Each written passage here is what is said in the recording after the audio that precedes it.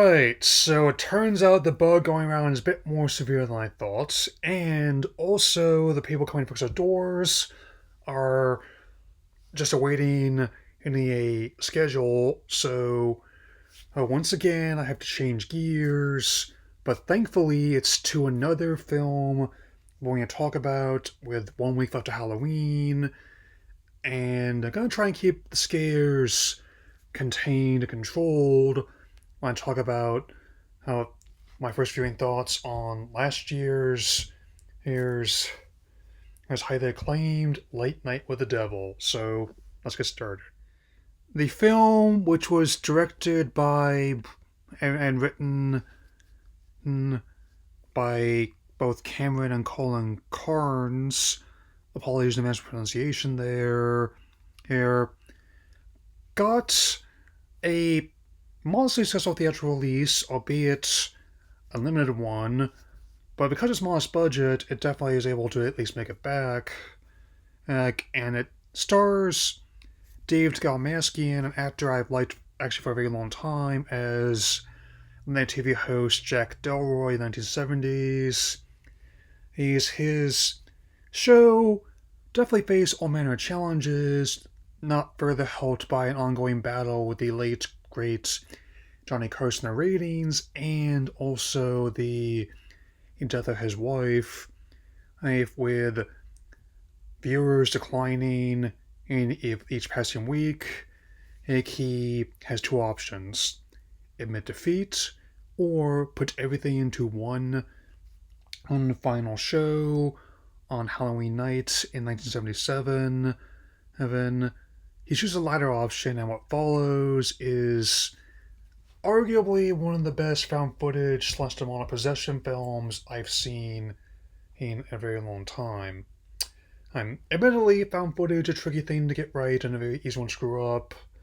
I maintain that, much like any other method of filmmaking, it can be used well, used badly, just like anything else. And I gotta say, hey, putting it directly in the midst of Late Night Wars 1970s was a fantastic move, and not just in terms of the religious panic of that decade, but also how it did not pull punches in its depiction of the decade, where looking at a rose-tinted view of that time period, you're not going to find it here at all. Also, like the framing device of both being the fact that due to the whole concept where they are featuring a real demonic possession and has some very grisly acts, albeit with some very impressive active practical effects.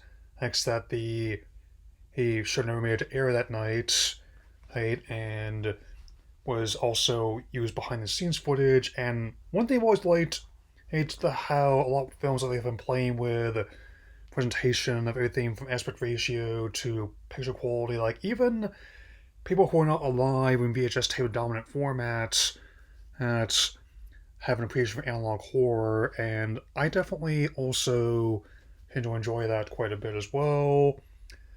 Oh, even the specific kind of film grain they use, as well as like a lot of the effects during the finale, which I actually saw a bit of the other night was waiting for Toonami to start. I said to myself, oh, now I definitely want to see the whole thing. And since it's now part of Huluween, I definitely try to take advantage. And for it also definitely is another one I've also appreciated in the case of the elevated horror, where it definitely uses the genre to hold a mirror to society, and in a way confronts a lot of taboos and concerns of the present through the lens of the past. I mean, this decade I've especially found that to be quite useful. I mean, there's going to be a lot of challenges coming our way, no matter what happens, and soon we need to be ready for them. Yeah. So, as you can imagine, I definitely consider this movie to be every bit as good as people have said. And I also hope that it's indeed anchored by Dalmaskian's lead performance and some even supporting members who don't get as much screen time. I'm also put in good work. Least of all the actress who plays his late wife. I've I've played by Georgina Haig, stage actress Madeline Piper. Her It also calls to mind a lot of real life incidents that actually took place in the decade and how the idealistic viewpoint a lot of people hold about the time frame is not the real story, at least not the entire story. At least based on what I've learned about that time period. It's since, but still, if you're in looking for a new horror to include in your rotation this year, I cannot recommend this film enough. And that also goes double for another ones I've been talking about, which there's no going to sense beyond my control. I had to swap with this movie, which is again one benefit of not having a set schedule that you can modify it if you have to on the fly. Anyway, I still have plenty in mind to help wrap up this month. With Halloween Nights, nice little way to neatly wrap up both Bat Month and Scooptober I've been unofficially taking part in, and a little way to celebrate both the 55th anniversary of Scooby Doo and the 80th anniversary of Batman. And if you will pardon the a